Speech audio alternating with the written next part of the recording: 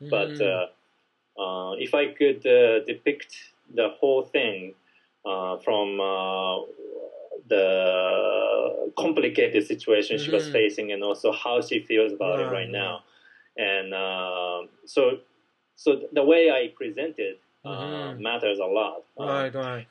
So that's why I decided to include the scene. Yeah, it's the way that you put it in, the detail and the length of time that you let her speak and tell the story, her story first. If you had just cut out that 15 seconds and then used that and nothing else, and or without the context, then it would be an exploitation of her, I think. Yeah, that would be a yellow journalistic, kind of stuff.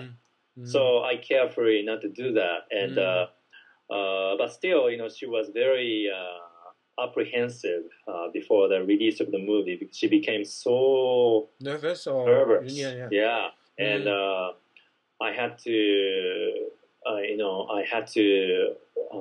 talk to her through the phone, or I had to ask the doctor to consult her, or I even went to Okayama to meet her and talk about how she feels and that kind of stuff that we had to kind of do before the release. But she's okay. She's okay now, right? Yeah, she's very. She's proud of the fact that she went through all that, and she's now very happy about Good. This. So all the patients that we see in the film is in the same clinic, right? Treated by the same doctor. So let me go back to the beginning. So how did you get the doctor to let you make the film in his clinic with the patient? Is it because he sort of can see where you're coming from and your connection with the illness? Talk to us a bit about that. Yeah. My style of filmmaking is, I try not to do any research beforehand because if I have certain ideas or certain knowledge about the situation, I have some sort of a preconceived idea, and I might not be able to observe, frankly, what's really going on. So to prevent that, I try not to do any research beforehand. So what I rely on is not on research, but my connections. And I remember that my mother-in-law was working with this clinic, Kora Okayama, and I decided to try to get a permission from them. And Dr. Yamamoto of the clinic, he wanted to let the patients decide, what to do. So he asked the patients' organization to discuss the matter, whether to accept me or not.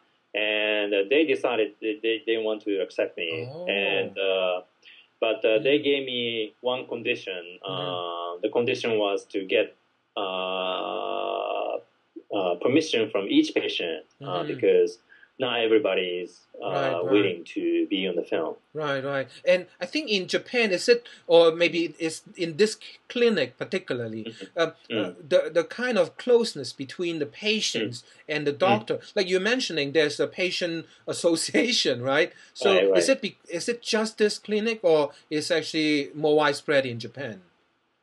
No, it's very unique, I think. I would guess so too. Is this doctor being, I think, so compassionate and so caring about his patient, I think. Right. I mean, I didn't know that because I didn't do any research, but I realized. Right, sure. You didn't know that.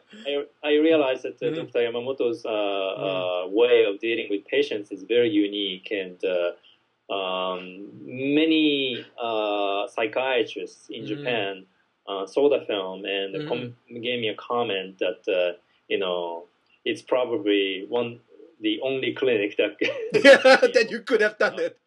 And they were all impressed by the way Dr. Yamamoto was operating it.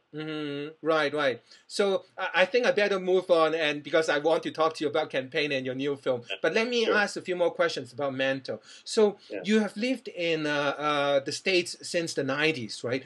Do you think would your film is possible to be made in the States or in Canada or anywhere else? Yeah, I think so. You think it's possible? Like, see, when I see it, the problem is you have to get all the legal clearance, and then you worry about the lawsuit and whatnot. Like, do you think it's still possible to make a film like that in the States? I think so. Really? Yeah. I mean, it's a lot harder to make a documentary in the United States, obviously. And about mental illness and because probably it would be very hard to go through layers of bureaucracy. Right. The doctors may not want to, and the patients, like worse, like there's some patients just want to be on camera, and then but I don't think it's impossible. It happened to be in Japan because I had a connection with this, particular clinic. Okay, it's good to hear. I mean, Otherwise, like it's one of the questions. If your answer is different, I would say, do you think we'll be so sad? Is it sad that we can't make such a film? But it's good. True. It's good that it's possible. It's increasingly harder and harder to make a documentary in the United States because of the shared fearness, towards the lawsuits or violation of privacy. So, I mean, that concept is so almost like an epidemic. It seems to me because nobody can trust each other. That's very sad. And it's so prevalent in the United States, and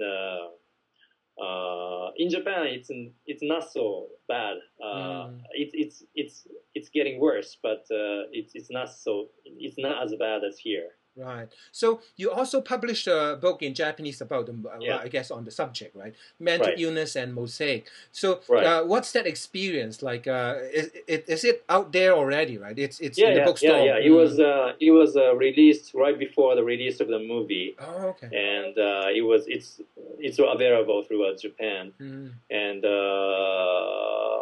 I really enjoy the process because there are so many things I could follow up by writing the behind the scenes or after the movie was complete.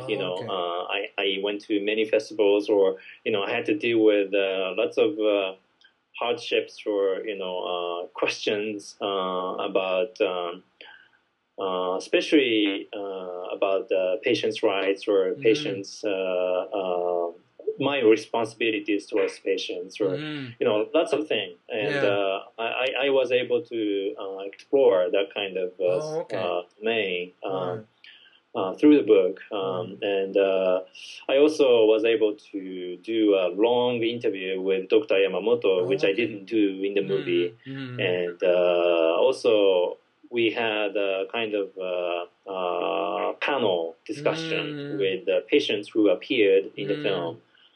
To discuss their experience of being in the film and watching it after it's complete. So there were many add-on, like in addition to the film. Yeah, I think you have done a great service to the mental health professional, the doctors, the nurses, and also the patient in Japan, and I think around the world, wherever people get a chance to see the film, I think hopefully they get something out of it too. I definitely did. I didn't intend to do that. I mean, it was it was my personal motivation that made me do that. But as a result, if the film and the book was could contribute a little bit,